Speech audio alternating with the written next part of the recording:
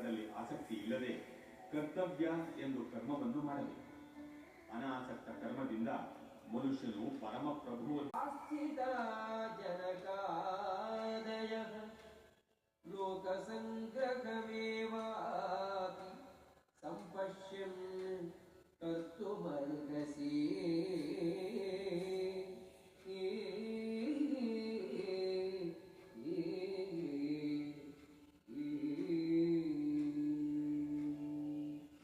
ಜನಕನಂತಹ ರಾಜರು ನಿಯಮಿತ ಕರ್ಮಗಳನ್ನು ಮಾಡುವುದರಿಂದಲೇ ಪರಿಪೂರ್ಣತೆಯನ್ನು ಪಡೆದರು.